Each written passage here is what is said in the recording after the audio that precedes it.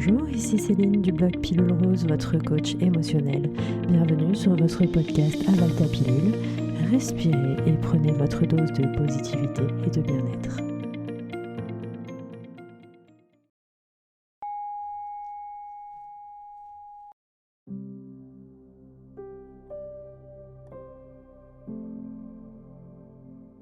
Ma volonté de contrôler peut m'être utile.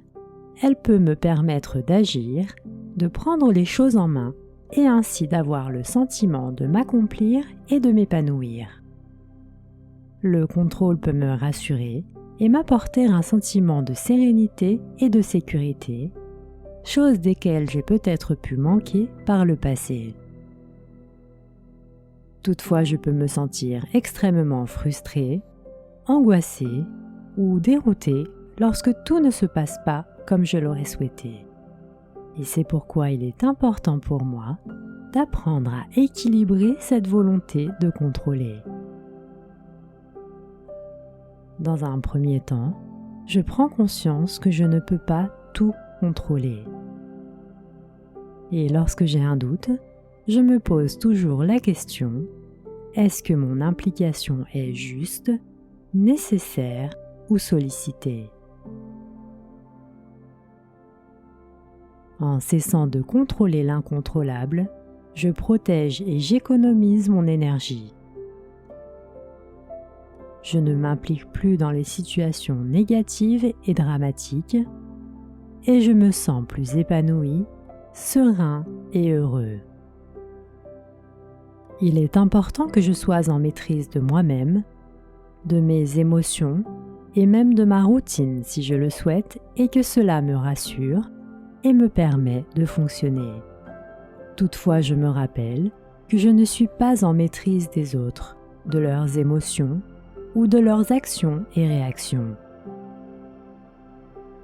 Tout comme il y a certains aspects de ma vie qu'il m'est difficile de maîtriser.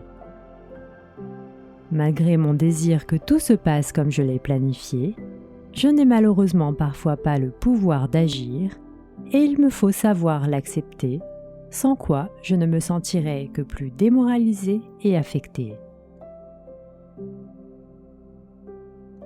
Les aléas du quotidien, que ce soit une panne de transport, la météo ou des situations plus rares, extraordinaires, sont autant de situations et de conditions extérieures qu'il m'est impossible de contrôler.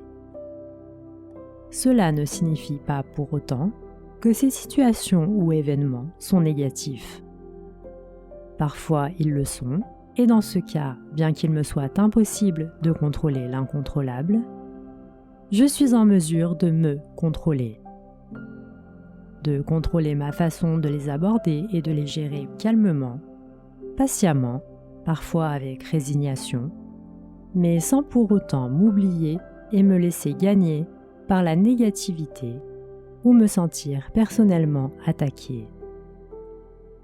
Néanmoins, je garde en mémoire que tout arrive pour une bonne raison, et que bien que les choses ne se passent pas comme je l'aurais aimé, ou que les choses ne soient pas toujours faites à ma façon, il peut aussi arriver qu'elles se fassent d'autant mieux par elles-mêmes que je ne l'aurais imaginé. Il est donc important que j'apprenne à me libérer de ma volonté de contrôler. Mon rapport aux autres peut également se trouver amélioré par ma capacité à me libérer de ma volonté de les contrôler. C'est pourquoi je respecte et j'accepte que chacun a ses propres limites, sa propre façon de penser et un libre arbitre qui lui est unique.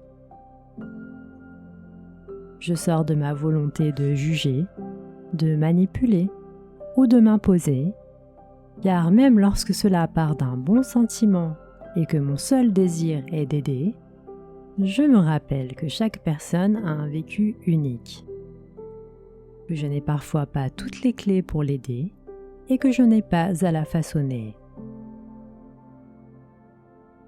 Je fais preuve d'une écoute bienveillante lorsque quelqu'un cherche à se confier et je donne mon avis, mes conseils et ma façon de penser uniquement si cela m'est demandé. J'accepte de faire des compromis lorsque la situation le permet et le nécessite, sans pour autant me sentir lésé ou négligé. Je respire profondément et j'affirme: j'accepte de me faire confiance dans ma capacité à me libérer de mes attentes et de mes peurs.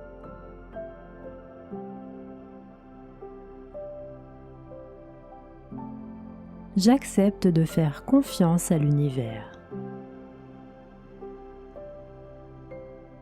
Puissais-je avoir la sérénité d'accepter les choses que je ne peux changer, le courage de changer les choses qu'il m'est possible de changer, et la sagesse d'en connaître la différence. Jour après jour, j'augmente ma capacité à ne pas contrôler et à me délivrer du poids de mes peurs. Je pratique, je m'observe, je m'entraîne, pas à pas, sans me juger, me condamner ou me blâmer.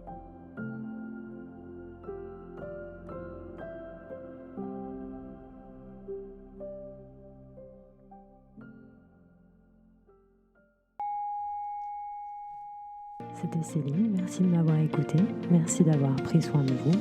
Retrouvez-moi sur Instagram, Facebook et sur mon blog pilulrose.com.